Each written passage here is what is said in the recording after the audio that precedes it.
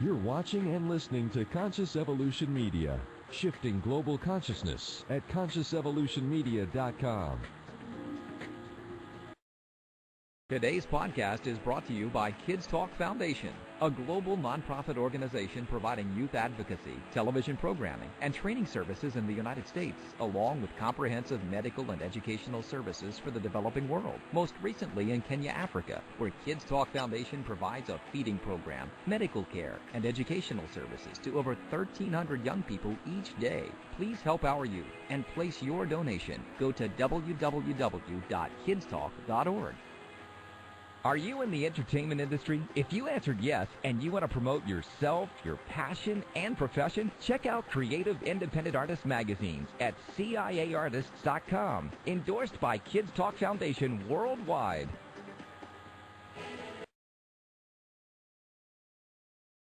Welcome to Unopened Gifts, the weekly one-hour program dedicated to understanding the human potential that lies within us and the abundant life that lies before us. Inspired by the personal journey of our host, James McPartland. Well, inspired would be the right word, and feeling abundant would absolutely be another of those special words. I am your host, James McPartland. This is the Unopened Gifts program, and I am honored to have joined with us today the lovely and perhaps not completely put together Suzanne Ruff from Charlotte, North Carolina. Now, we are both Irish Catholic kids, her from Chicago, me from the Big Apple of New York, and we're on a journey together to open up gifts. And for those of you who come back for the second, third, fourth time, or perhaps this is your first experience with us, this is Unopened Gifts. The purpose of this program is to inspire you, the listener or the viewer, perhaps to find something from the story or the journey of the person who joins this program, to hear something that will inspire you to open your gift this year. So it's a very warm welcome and a special guest we have, Suzanne Ruff, who is a writer, a journalist for the Charlotte Observer, who has a book called The Reluctant Donor, who's been featured in Chicken Soup for the Soul series book. And as I said, there's probably not all of her here because one of her claims to fame, what brings her here, is the donation of a kidney and a story of kidney disease that runs in her family. And so we're honored and thrilled to have you with us today, Suzanne. Welcome. I'm delighted to be here. Thank you. Well, it's been a long and very interesting journey, I believe. If it was not 2004, I think, that you ended up dedicating or donating a body part, but if you would, so that I have doing justice to our viewers and listeners, tell us a little bit more of the story. Well, I always say that the story began before I was born. I was named after a grandmother who died of kidney disease, and it was in the 1940s that she died. There was nothing that the doctors could do for her. And when the disease was found to be genetic in our family, our parents had us tested, which was when I was in my teens. And they lied to us about the test results. And having a genetic disease in the family is a really psychological burden that you carry all your life. And so I really think that the story of my becoming a living donor began before I was born. Wow. And the Irish Catholic upbringing and the disease that was part of the generation, if you look back over genealogy, genetics, where do you think it began? It's the book and my story revolves around family because I was blessed to be from a large Irish Catholic family, and I always joke that my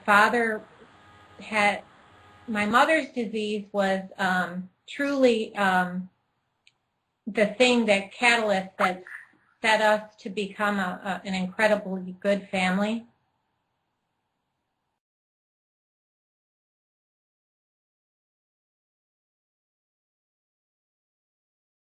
Did I lose you, James? Keep talking, please. We'll get.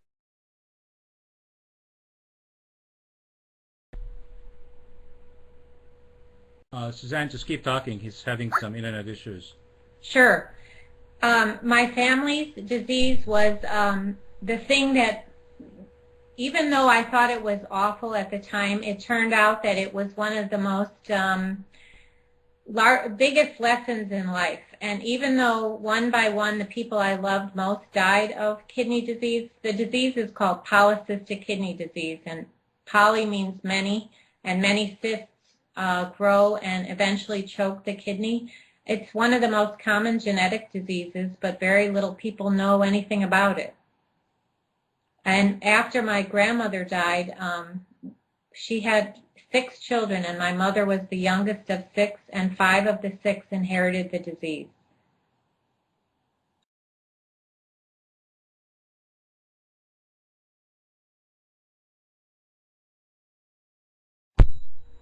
Keep talking, Suzanne. We can't really have silence on the show. Oh, I'm sorry, James. I couldn't tell if you were there or not. James is not here yet. You will know when he's here. Okay, I'm sorry. The disease was passed down through my grandmother. My mother was the youngest, and I remember with the death of each of her brothers and sisters, medical science learned something that saved my mother's life, and she used to say how lucky she was to be the youngest as she was hooked up to the dialysis machine. So truly, I learned from the courage of all those people that went before me. And when my sister collapsed with polycystic kidney disease, I immediately offered her a kidney, even though a few months prior to her collapse, I had been mad at her and really fed up with her. I always tell everybody that she wasn't herself. She was crabby all the time. She wasn't pleasant to be around. And I always said she was just a big poop. And truly, I think that she wasn't a poop. It was because she was sick. So I learned that, and when she collapsed and was in critical condition, I learned how much I really cared about her. And that's how I began my journey to be tested to be a living donor. Even though I never thought I'd be a living donor, I think I learned because of the amazing family my mother and her siblings showed and what they went through to get to where we are in science today. We've made amazing progress in the field of organ transplantation, and even though I never thought I'd be a living donor, I realized that when I collapsed, and I was in fact the only one in the family that did not inherit the disease. We had 3 out of 4 of us tested, and I was the only one who didn't inherit the disease. I think I knew down to my toes that day that was my role in life, was to become a living donor. Suzanne, did you miss me? I missed you terribly. I flubbed it and did bad. You know, it's not too bad. So for the benefit of our viewers and listeners, now with almost 100 shows under my belt and often working with folks to try to coach them through how to connect with our program via Skype, my beautiful guest yesterday or the day before mastered the art of Skype on a brand new computer, only to have it fumbled by me twice and then again today. So I think that perhaps in terms of organ transplants or body transplants, there's a lot of work that needs to be done on me, Suzanne. So thanks for bearing with me.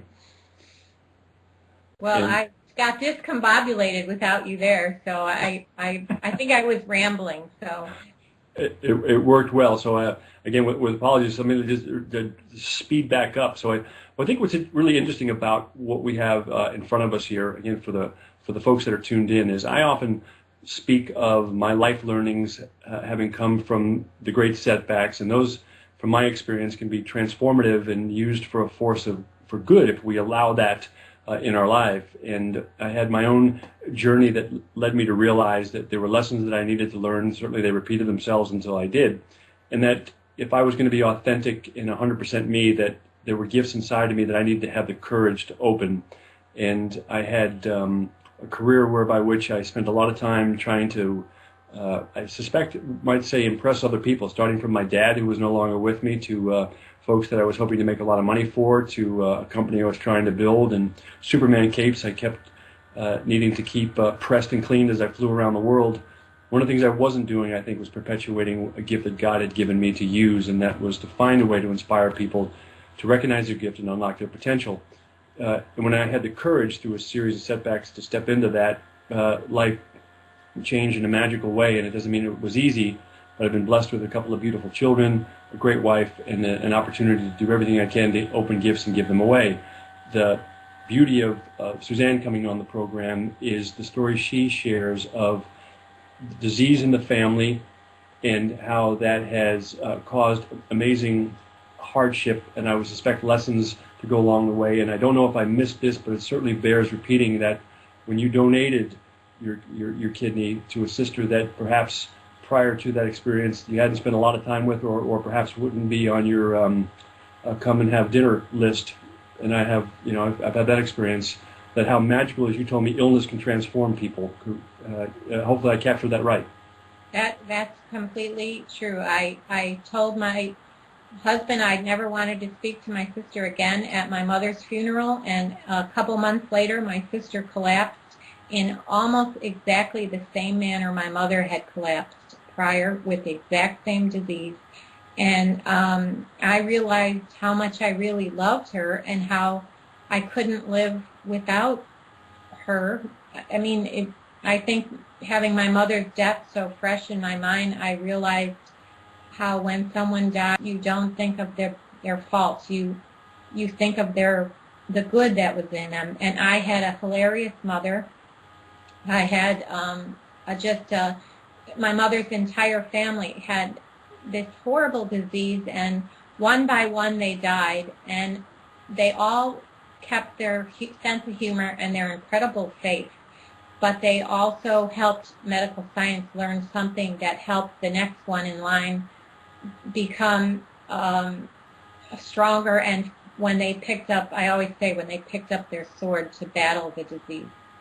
And I realized I loved my sister more than I ever knew. And if I could touch on something, because we were speaking in preparing for the program, and I asked a question that is not a unique question, but nonetheless I love to ask people around, what do you want to be when you grow up, and or when you get older. I can't remember how I phrased it, but one of the things you said to me that struck me is, I just want to live. That is so. I really thought that I was going to die when I gave that kidney, because I'm that dark Irish. There's a plaque in my kitchen that says I have temporary periods of joy, but I just lost my thought on what exactly it says. It's just the dark side of being Irish. My husband always says, he's Italian, so he jokes about it. And I knew I was meant to give her that kidney, but I had a feeling I might die. So you're right. My favorite thing is every day I just am so happy I woke up every morning. Well, and Suzanne, as we spoke, and as I think about your experience, and I think prior to sort of me articulating it this way, many who might be listening in or understand your story may not look at your experience as a gift. And the reason I use that phrase and sort of how transformative it is you said to me with great humility, I think more than it was appropriate, was, who am I now to be out there with my book, The Reluctant Donor, to try to touch and influence people, to be appearing on media. And yet, if I'm capturing that from memory here accurately, it's interesting where gifts appear and how they come, and what time in our life a new one pops up in order to do work to make a difference in the lives of other people. It has to feel, maybe the loss of something has to be fulfilling in an amazing way for you. I think I learned through this, and I just heard this recently. It's our life isn't to please each other; it's to serve each other, and I really, it changed me to face my biggest fear, which was hospitals, needles, the sight of blood, yanking body parts out. To face, I was terrified, and I whined, and I kicked and screamed the whole way into the operating room. And my sister, obviously I had to be there first. My sister happened to, well, she was there waiting at the hospital for me. And she knows me almost better than I know myself. And she said to me, I didn't think you'd be here. And I said, well, I haven't done it yet. And I just think that anyone facing their biggest fears and challenging them and slaying that fear, it changes you. It makes you so proud of how strong you really are, and we all really are. I don't think any of us ever give ourselves enough credit for the courage that lies within us. You just have to look deep inside you. Well, you could say that literally, figuratively, and as you have raised your own children, if I'm not mistaken, there are 2 girls in the family? Two daughters. Yep. And the perspective of the likelihood of the genetic predisposition passing on to them, where they stand, their fears, what they went through with you. Can you talk about that? If when my parents tested us and lied to us about the test results, there was that was in the 70s, and there's been such an explosion of genetic research now, and we've made so much progress in my lifetime. So our parents lied and did not tell us the truth, and that's a whole can of worms in itself. And so at the time we were told not to have children because I could pass the disease on. Now, in fact, they know that if I don't have the disease, my daughters won't have the disease. But my sister, she does have 2 children, and they have a 50% chance of inheriting the disease. The disease is just gone through our family. It's in the 5th generation. Last summer, one of my cousins received a kidney from his wife. That we're all really happy about. That's the 2nd living donor transplantation in the family. But because I don't have it, my daughters won't have it. But they have two cousins that they're close to who face the same thing my sister has. And I don't always talk to people and tell them to become living donors because that's such a personal decision, but I always strongly urge people to truly consider organ donation. One of my sisters received a kidney from a 12-year-old girl who died. I can't imagine the courage. I can't to face the worst nightmare a parent can have, and to have enough courage to think of a fellow human being. They don't know my sister from Adam that received that child's kidney.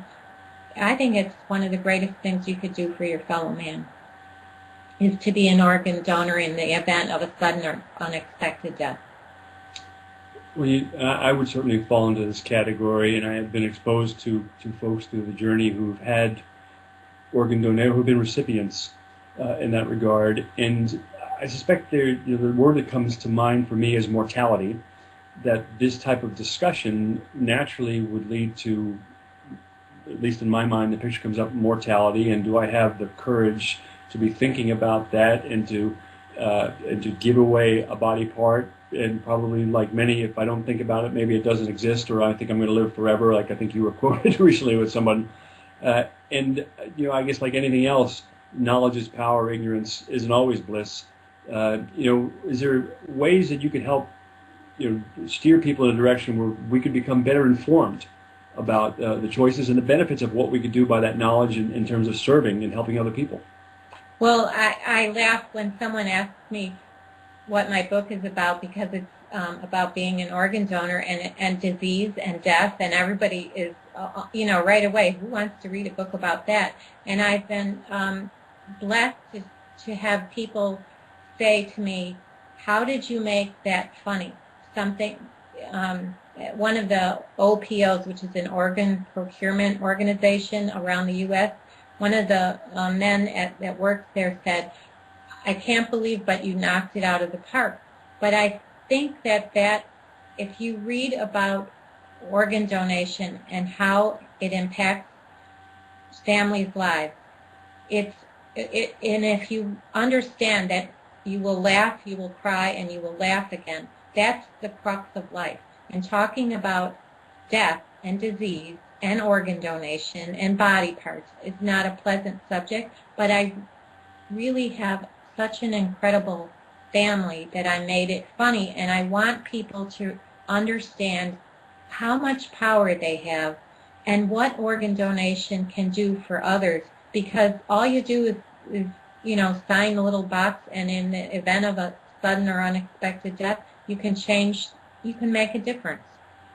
So that's my main hope, is that someone read it. And you'll also read it and laugh, because you'll understand that if you're not getting along with your sibling, you might think twice, because one day you might need your sibling for something.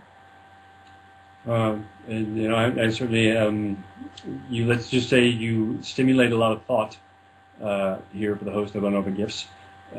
And as I mentioned to you, and I will call this speed dating, I've got a number of questions that are coming streaming in from folks. And if you don't mind a little game show interaction here, and this is not clothing optional, we'll stay just as we are, and I promise to stay on the screen. Let me lob a couple in your direction. Sure. And since you have an Irish Catholic background, if I say to you, Suzanne, I'm going to drop an F-bomb on you, you probably have in mind what that could be, but let me switch gears and tell you the word is fear. And Mary writes in from the great state of Missouri, saying, how do you overcome fear? I don't know if it's specifically related to the same thing you've been through, Suzanne, but fear is something that we all have to deal with probably daily, if we're honest with each other. There's a one-word answer for that, and it begins with an F, and it's faith. Faith conquers fear. That's the only way that I can describe how I got through it. Wow. And, if I may, with enormous respect to what you just said, is that what crystallized for me as you said that is fear is in the imagination, but the same token, faith is in the imagination, meaning we have to choose which area that we focus on. And so one of my takeaways of what you just said instantaneously is switching to what we're imagining happening in a negative way to imagining what could happen in a positive way, and staying on that channel. And that's not to diminish the significance of what you said. No, I understand. I feel as though I had signs. I think my favorite aunt died when I was 14 of this disease. It took me 40-some years later to realize that her gift to me, the week before she died, 1 week, she was bedridden, and her gift to me was a typewriter. And that was an extravagant gift. She was a Roman Catholic nun, and she was, without a doubt, the most she didn't fit the role of what you'd think a nun would be. She was loved John Wayne movies. She liked to drink beer. She went swimming all the time. She was just a hoot. And she gave me a typewriter. And so little by little, as I faced my fear, I realized everywhere I turned there were little signs that there was a letter I wrote to my mother, and it was 20 years almost to the day of the surgery between my sister and I. And my mother at the time was facing, she was trying to decide if she wanted to be on the transplant list.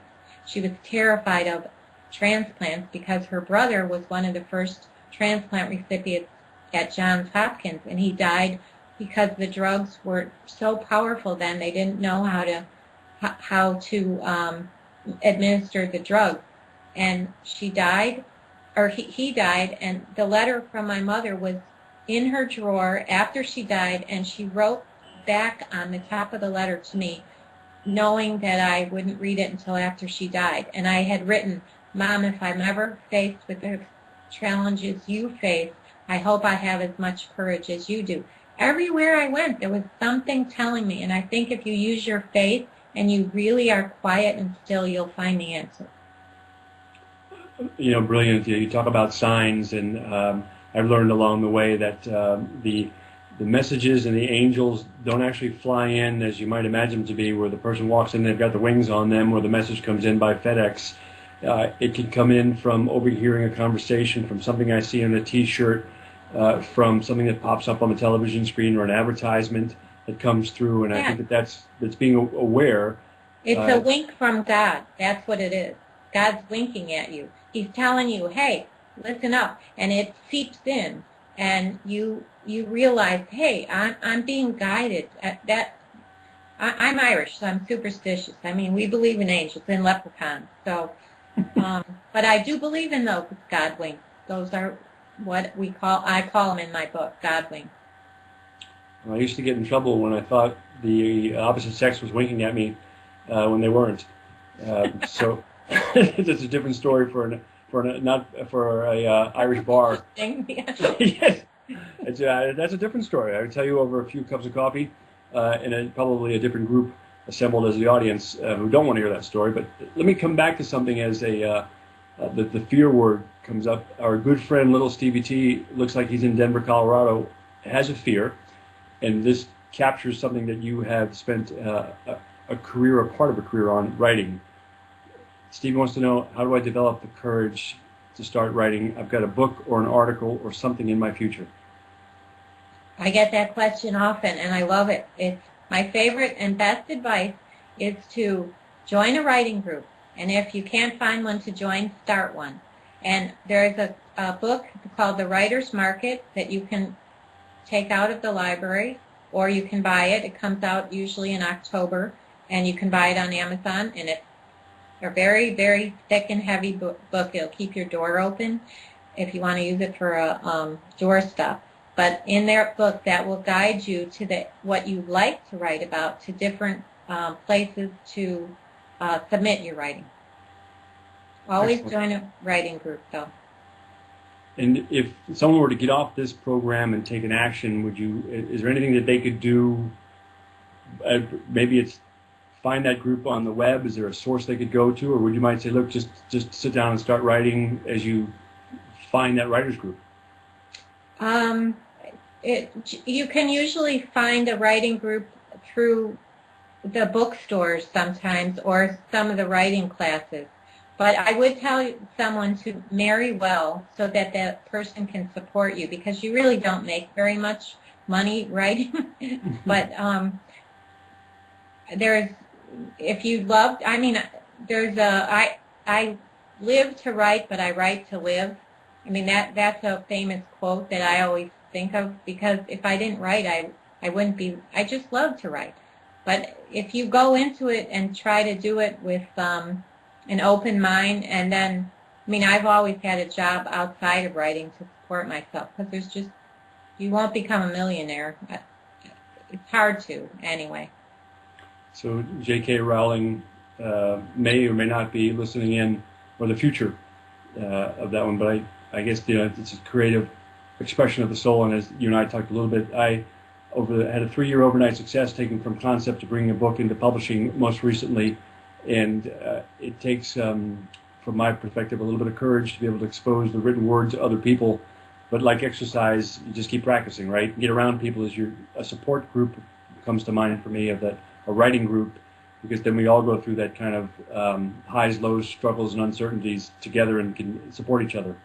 I put my manuscript in the drawer for almost a year and just thought, I can't publish this. There's a scene of me on the toilet in this book. I kept thinking, I cannot do this. And I had my writing group said to me, we learned so much from that book, just working with my writing group. And they were telling me I was selfish not to share it. And that's what I tell everybody now. The book has developed wings, and if it's more humbling than you can imagine to receive an email from someone in the Netherlands who read my book, and I was like, we'll always be surrounded by them. Excellent. So talk more about,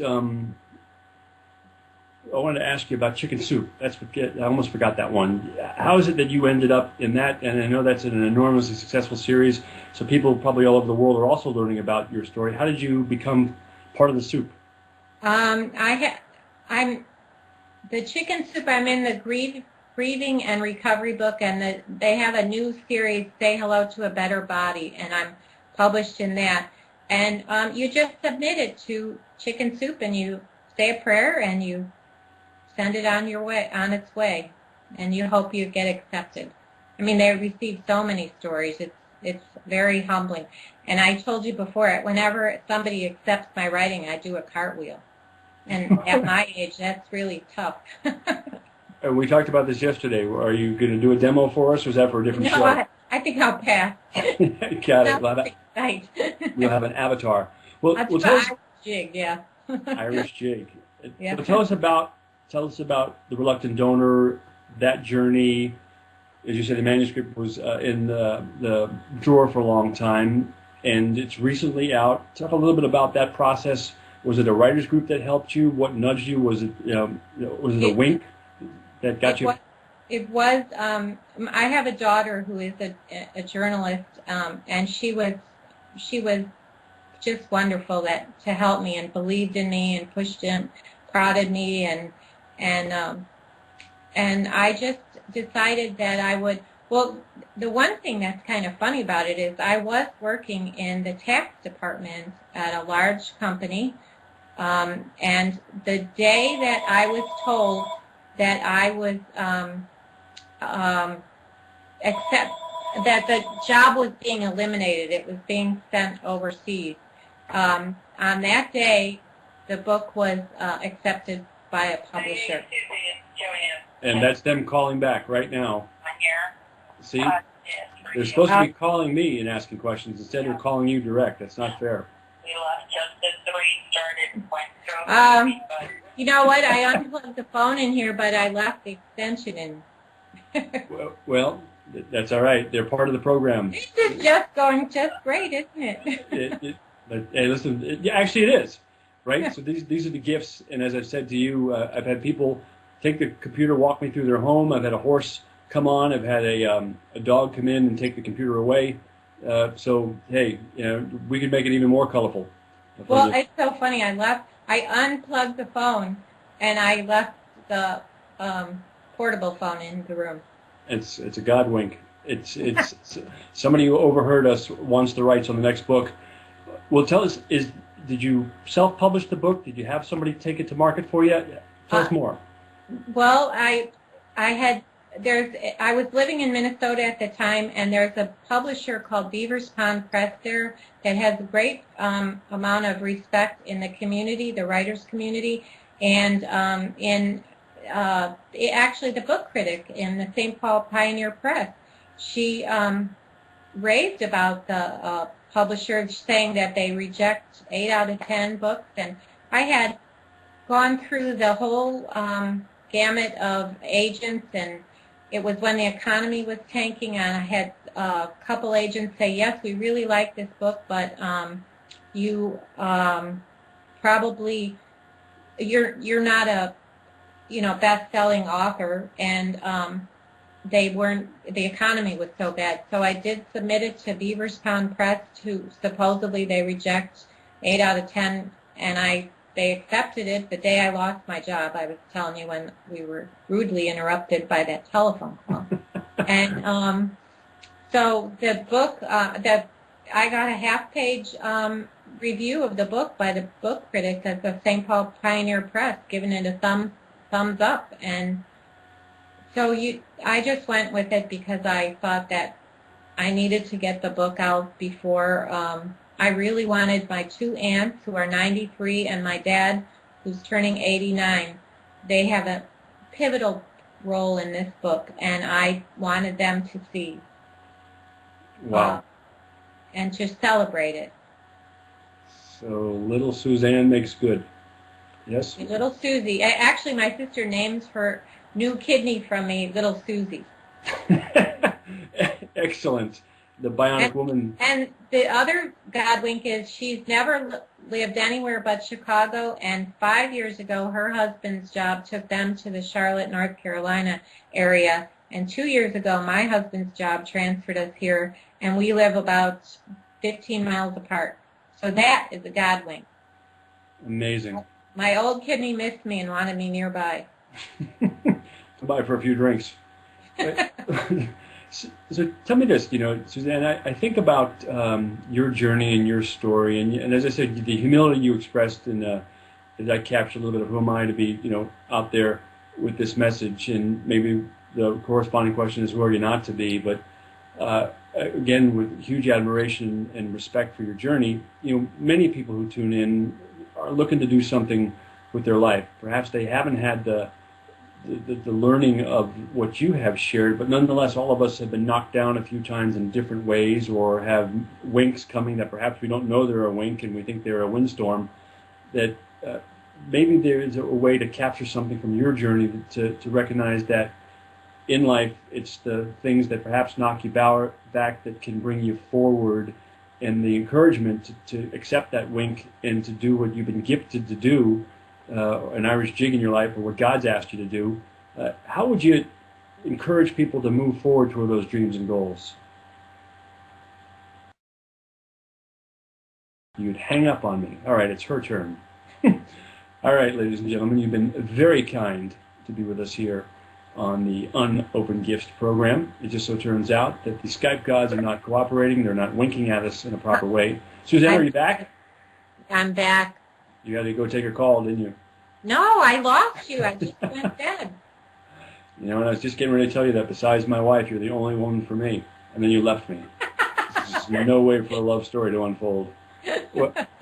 Your wife is probably much younger. She'll appreciate that compliment. Especially with a 2-year-old and a 5-year-old, right? Or it's yes, it's a 3-year-old and a 5-year-old, as I like to share with folks. You were close, and that was a great guess. Both of whom are interval sleepers, and given the nature of my business, which tends to be around leadership development and keynote speaking and some inspirational work around potential, I practice on those guys all the time, and none of it seems to work.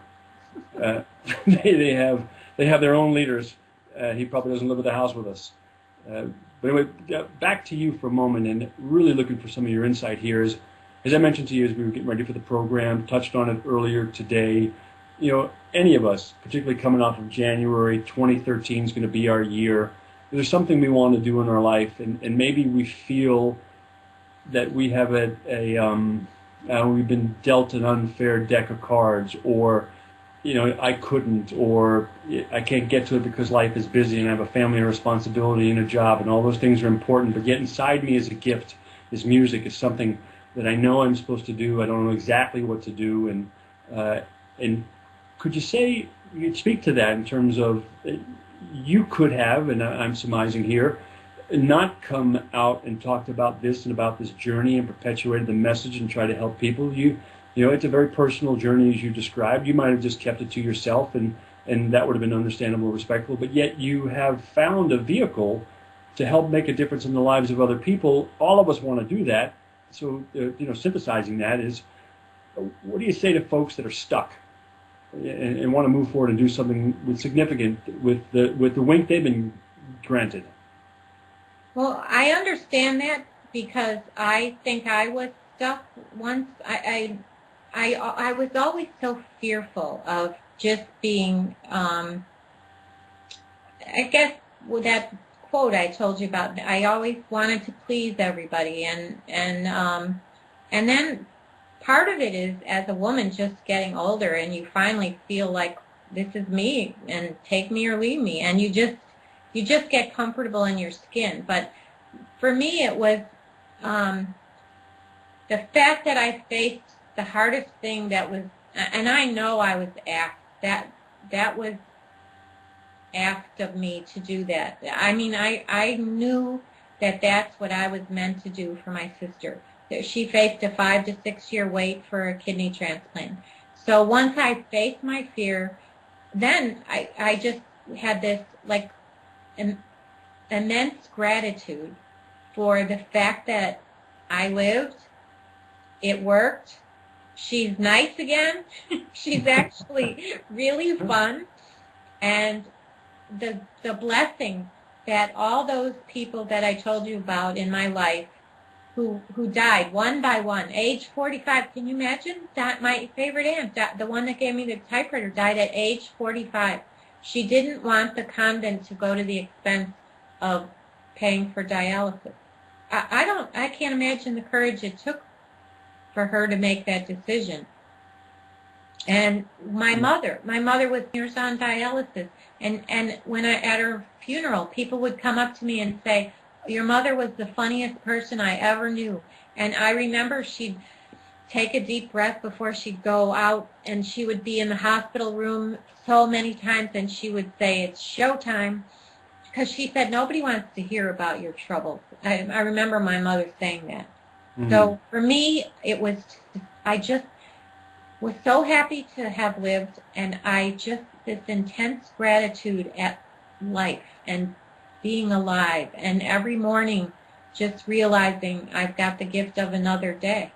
And I would say if you could find something to be grateful for, it changes anything, everything and anything, being full of gratitude. Well, let me ask you this, because I suspect, as you described the relationship with your sister, and relationship is really what I want to zero in on here. You know, we interpret the world as we interpret it, and perhaps there are people that we love to be around, some we don't love to be around, but in the game of life, it is all about relationships, I believe. That's what leads us to wherever we're going to go. It's not a solo journey, right? Life is a team sport. And while this is somewhat geared towards the outcome with your sister, I suspect overall, in terms of quality of relationships, the paradigm shift had to be substantial, as you described it. What could you impart on us in terms of how people could recognize, not only intellectually, the value of relationships, I think we all get it, but how to see past what we see as sort of things that get in the way of cultivating a great relationship?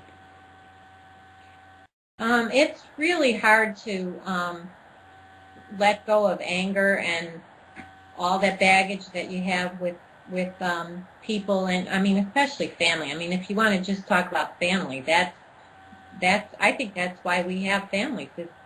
If you can't learn how to deal with it in families, how is the world ever going to be, full of peace? But all you can do every day is get up and try again. And if you try to let go of the things that stop the relationship from working,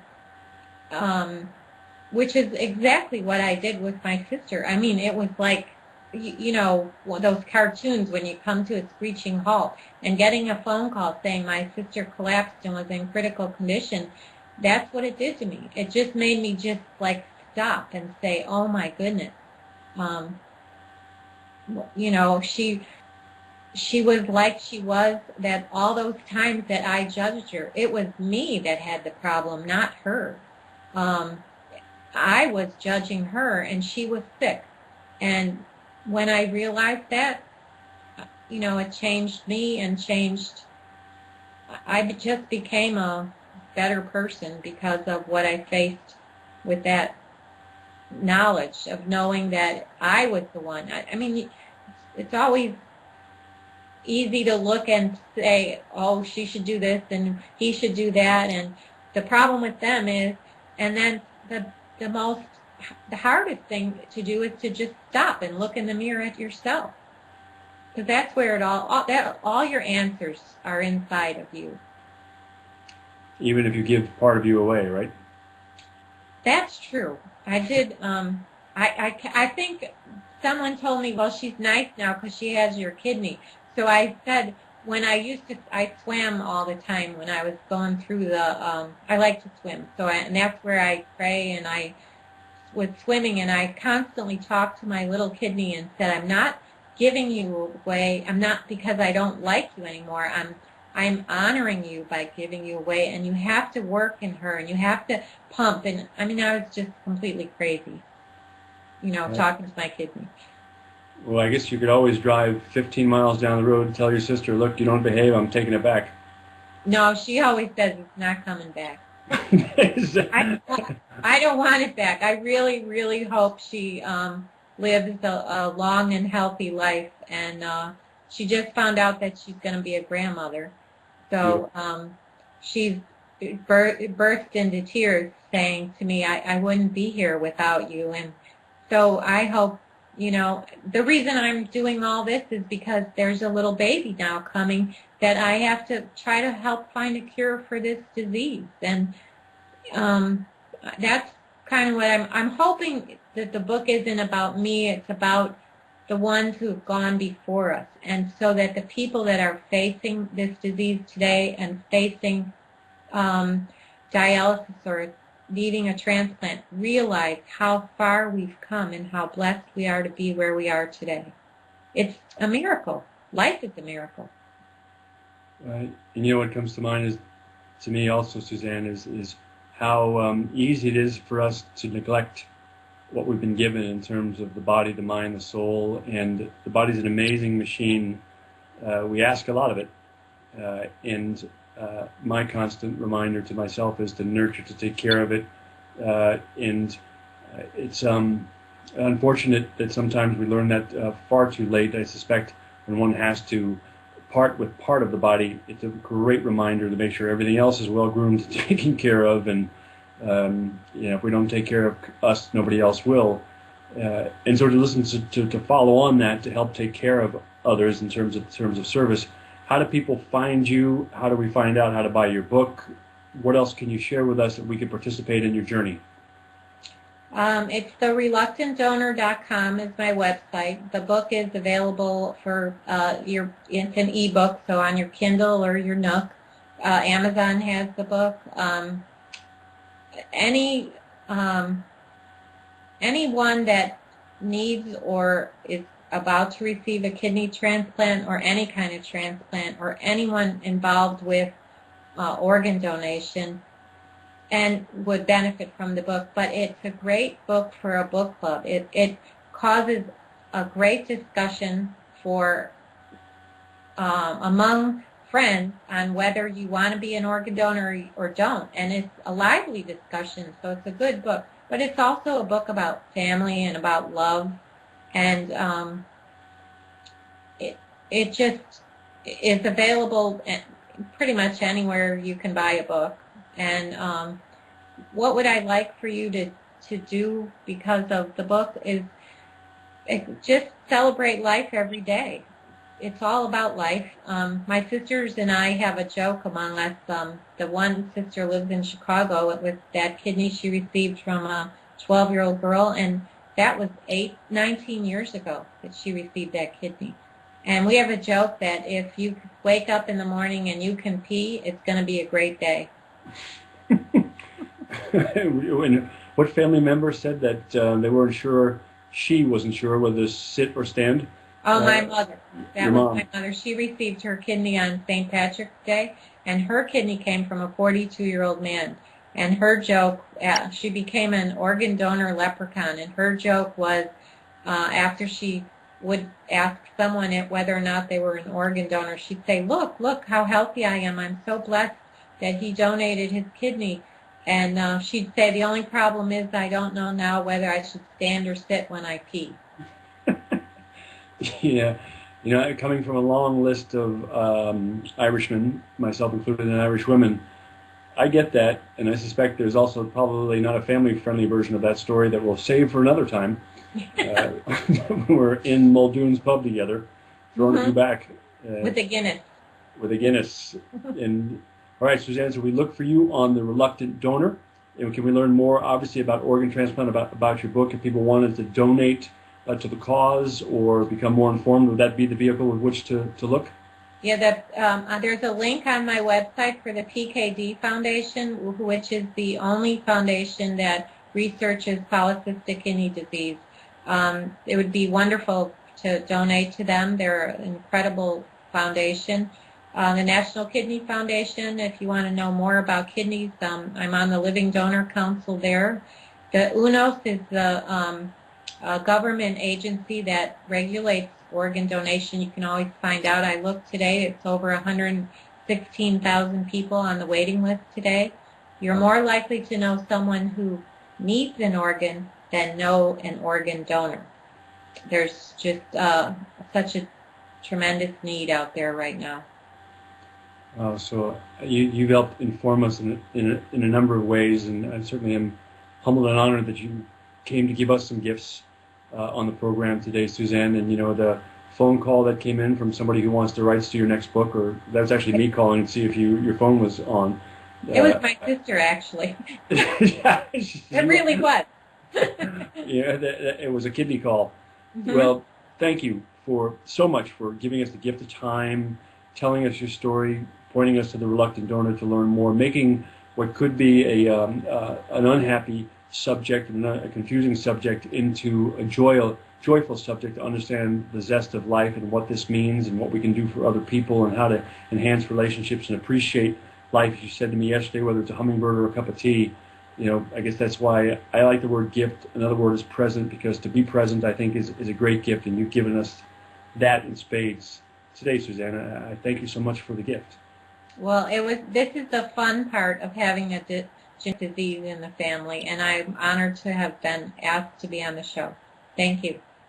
Well, I hope we see all of you, and not less of you, in the future. You tell your husband he overmarried. Take that from an Irishman who knows that the Italians may not appreciate what they have.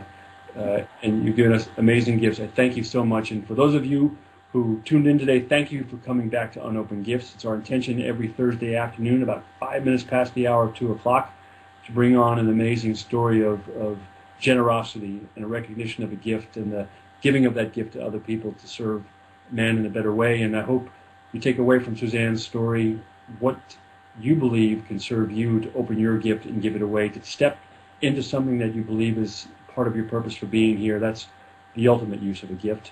So we hope to see you next week on Unopened Gifts, 2:05 California time. I am your host, James McPartland. Thanks for tuning in. Suzanne, God bless. Good to see you. And we'll be in touch. My pleasure. I'll look for you in the Irish pub. Be careful what you wish for. Adios. Thank you. Bye-bye. Bye. Today's Thanks so much. podcast is brought to you by Obesity Hot. Today's podcast is brought to you by ObesityHotline.com, the silent killer, providing support and encouragement in the prevention of this rising epidemic. Featuring the Body by Vi Challenge. Is there a quick answer to the question? Go to www.ObesityHotline.com. You're watching and listening to Conscious Evolution Media, shifting global consciousness at ConsciousEvolutionMedia.com.